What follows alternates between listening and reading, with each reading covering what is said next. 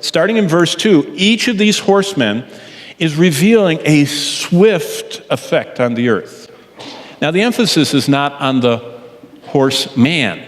It's not like each of these, there's not this red man coming and this pale green man coming and this black man coming and this white man coming.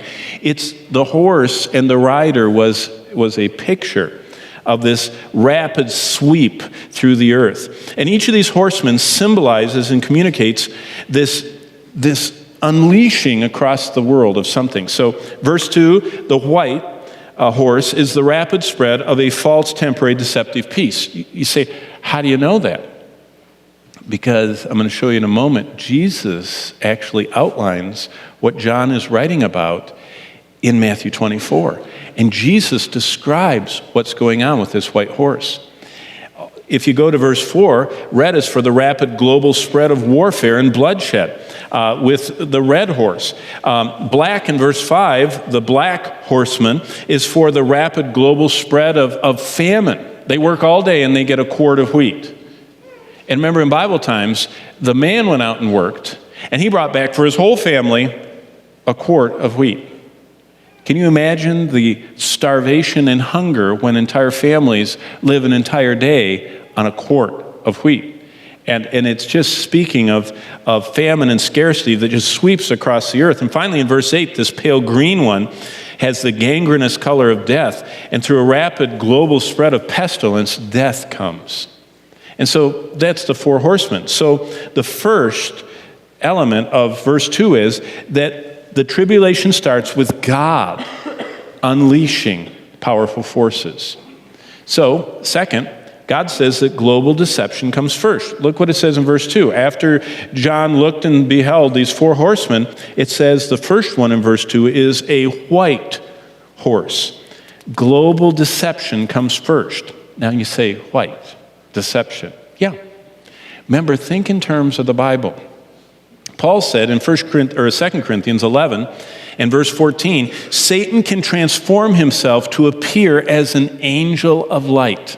To say, Satan can transform himself to appear as an angel of light, rather than the angel of darkness he really is. So white is not always a sighting of something pure or something holy in the Bible. It can also be a symbol of deception, or here of deceptive global peace. And it's temporary and it's false. And most conservative Bible teachers over the centuries have taken this first horseman as a symbol of the rapid spread of global peace. That finally, Jesus, who came as the Prince of Peace, remember, he was supposed to be the wonderful Counselor, Mighty God, Everlasting Father, and Prince of Peace. And he comes and is rejected. So this man that Satan energizes says, I am the Christ that you've all heard about and you've had confusion about, but I'm bringing peace. And it just spreads. It's unleashed.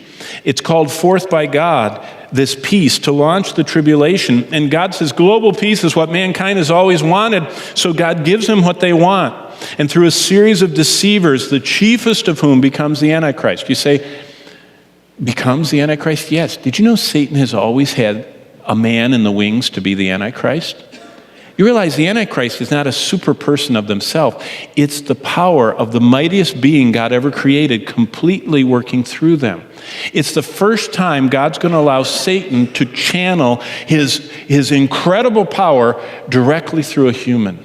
And this person can be one of the most insignificant. People all over the world are wondering what the Antichrist looks like, and is he kind of like an Ivy Leaguer and a Mensa scholar, and he's going to win all these awards in elocution. He's probably a dodo is what he is, because all it takes is a body that Satan can speak through.